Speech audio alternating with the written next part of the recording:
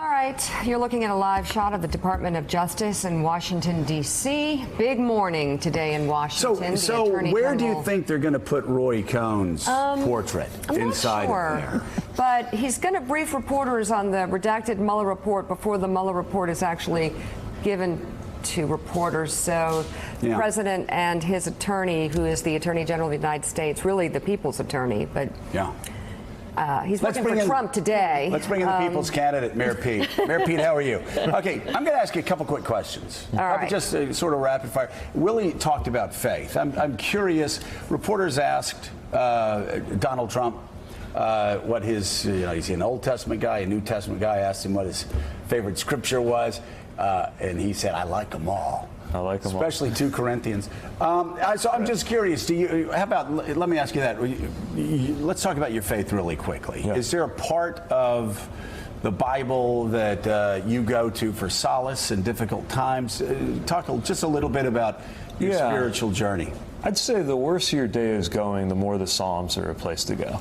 I draw most of the kind of ethical counsel that I find in Scripture is in the New Testament, but the Psalms they capture anguish in a really healing way sometimes, and they're so poetic. There's this amazing translation tradition about how you try to capture the Hebrew poetry of the Psalms.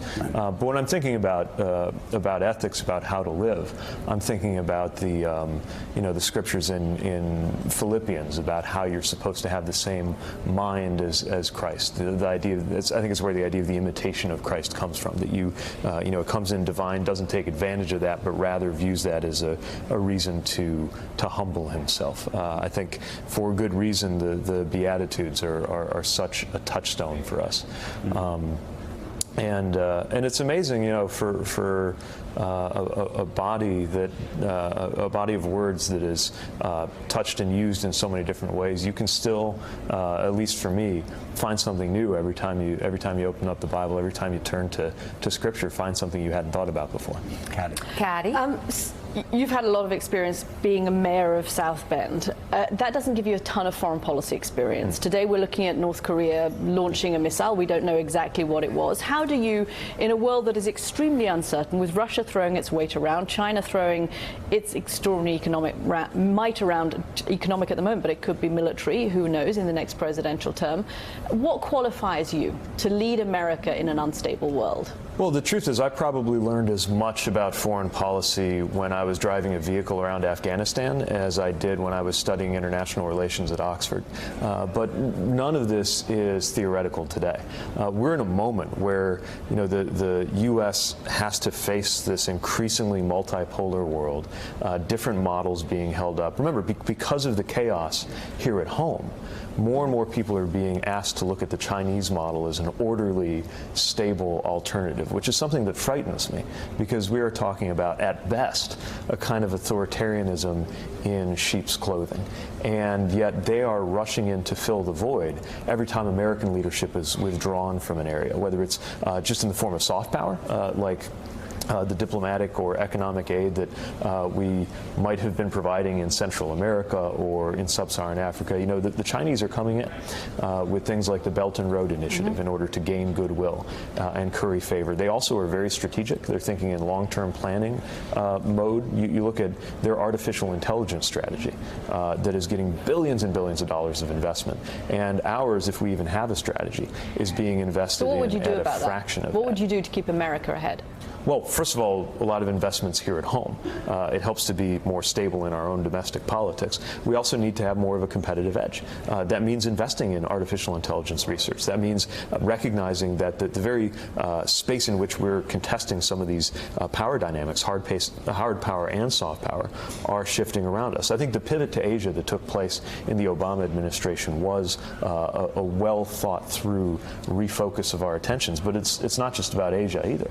Part of it is do we still believe that the world is a more stable and safe place for America if the kinds of values that we believe in, like democracy and human rights, are vindicated on the international stage? So if we're making excuses for Saudi Arabia, if we're conferring legitimacy on North Korea, if we're being taken advantage of by Vladimir Putin, and if we have very little to say except in a very kind of ham-fisted way about bad actions coming from China, then it becomes harder and harder for American values that I still believe in and that I think are universal values to win the day. And that creates a much more dangerous environment for us before you even get to tactics around military readiness and the more conventional hard power tools that we use to secure the homeland. Michael Steele. So, Mr. Mayor, it's good to have a fellow Rodell in the spotlight here. I appreciate your effort. But here's the deal. A lot of Republicans are being warned about you. And Joe and Mika just touched on a number of the reasons why in terms of how you come at this, your faith, your relationship with God, etc. And so there's that concern on that piece. But how do you see yourself fitting in with the rest of your Democratic field right now? Are you as progressive as they are? How do you define being a social Democrat? Are you a social Democrat? What does that mean if you're going to pursue the Democratic nomination as you climb up that ladder? And how does it all fit for Mayor Pete versus presidential candidate Pete? Yeah, so I think, first of all, it's a good sign, I guess, if warning bells are going off. I think early on they just thought I was adorable. Now that it looks like we're getting somewhere, some of the incoming's starting to pick up, too. Adorbs. Look, I Mika says you're adorbs. Adorbs. Thanks, I'll take it.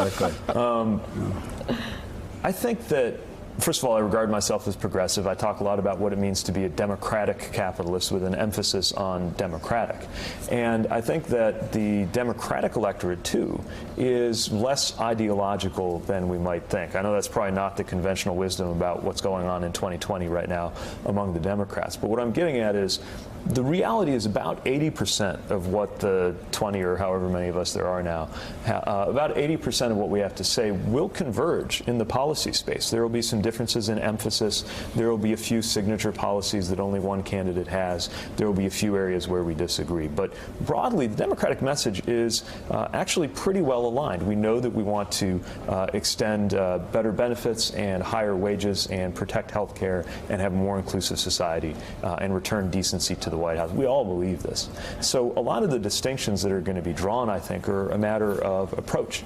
And part of what's helped me hold people together in my previous political experience is to be very forthright about my values, my progressive values, but also make sure that I convey that in a way that even people who have different values see that I came by that honestly, and I find you get credit for that. A lot of times I'll get a lot of credit among Republicans or independents, not by shifting, not by pretending to be more conservative than I am, but just by being straightforward about the values that motivate me and being focused on results. And I think that the 90s playbook, where the way you got to independents and Republicans was through ideological centrism, I just think it's different today. And often the best feedback I get from across the aisle is from an interview or an appearance or a speech where I felt I was actually attacking pretty left, but something about the way I said things or an effort I made to explain it in a fashion that appeals across the aisle reached people who might not have tuned in otherwise. You mentioned a minute ago your military service. You graduated from Harvard, become a Rhodes Scholar.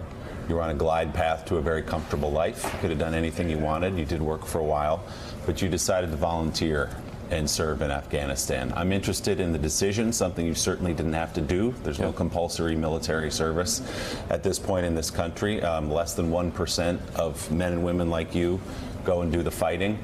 Tell me about the decision to go to Afghanistan. You know, the funny thing is, a couple of generations ago, if you had gone to Harvard and been a Rhodes Scholar, that would have made it dramatically more likely that you would be expected to serve. You think about the generation of a young John F. Kennedy and George H.W. Bush, right? Scions of wealthy, powerful families. And for that very reason, you know, based on that idea that of them too much is given, much is expected, it was pretty much assumed that people like that would go serve. And but that's not true anymore. So why did you do it? Yeah, because I realized I was part of the problem. So I'm not the scion of a wealthy and powerful family, but I did have the privilege of an amazing education. And I'd always kind of sort of wanted to serve. There'd been a family tradition. My grandfather was career military. My mom grew up in a military household. But there's always some reason or some excuse not to do it. The thing that put me over the top was actually in 2008, I was knocking on doors for Barack Obama in South Central Iowa, very low income area, very rural. And it felt like every other time I met a young man, I mean, some of them looked like children to me. We had a conversation about them they were on their way to basic training, they were on their way to the Guard, and I thought these communities are emptying their youth out into the military. And I started doing the math in my head, and I could think of I could count on one hand the number of people that I knew at Harvard who had gone on to serve. When in the World War II era, I think a straight majority of some of the Ivy League graduating classes went on to serve. And I thought, wow, this very thing that used to knit people together across class divides, the environment where a young John F. Kennedy is on more or less equal terms with the son of a farmer or a worker from Indiana maybe, has now become something that actually has deepened the class divisions in our country. And if I'm not there, who is? And I realized that as somebody who is at least not I wound up joining the reserve because I thought I should at least be as susceptible to being called up as anybody else. And I'm so glad I did, because then I got put into these situations where I got to know people with radically different backgrounds, especially when I was deployed. People I had nothing in common with other than being American, but we learned to trust each other with our lives. All right. All right. Well, thanks for being with us. I want to close by saying, first of all, you had a chance to meet Tim McGraw. Yes. Up in South Bend. That had to be very exciting. Yeah, he came, he played a show. It was great. We saw him backstage. Love him. Isn't he amazing? He and Brad Paisley, I guess, would like to. Okay, so he said the name. What? Really? He said, What'd I yeah. do? Okay, so... Anyway, they want to be my redneck advisory council. So you do know who this man is? Are you sure? All right. So here's the thing. Are you sure? Because let me tell you something. Brad Paisley it, the campaign. says he walked right past you, and you were like, "Hello, young man," and your husband was horrified that you did not. I know you're a busy man, but this is Brad Paisley. This is not my fault. I was born with a condition called celebrity blindness. Sometimes I'll meet an extremely famous person and just have no clue who they are. I'm unpop cultured, but that means to be fair, I appreciate Brad Paisley's work. I just, at that hour of the morning, without any coffee in my system, I should have known, because I said after he walked by, he greeted me very, very kindly. He said, I think I thought he said, "I'm Fred," but anyway, I said, "I'm Pete." He walked by, and then I said to one of my colleagues, "I was like, that guy, do you know who the guy in the hat was by any chance?" I think along with... And he said, I think I've seen him on Mayor Allstate commercials. Along with your husband's millions of other fans. I think we say thank God for Chaston. Yeah, right? he This was segment's very over. upset. But Tim McGraw is giving Brad Paisley hell every day for that moment. Well, anyhow, I'm never going to live that down. Thank you for being on. Great Thanks to so see much. you come Thanks, back. Mr. Still Mayor. ahead, we're counting down to the release of Bob Mueller's redacted report. Lawmakers and journalists have no idea what's in it, but apparently the White House does. Morning Joe will be back in 2 minutes. Thanks for checking out MSNBC on YouTube, and make sure you subscribe to stay up to date on the day's biggest stories. And you can click on any of the videos around us to watch more from Morning Joe and MSNBC. Thanks so much for watching.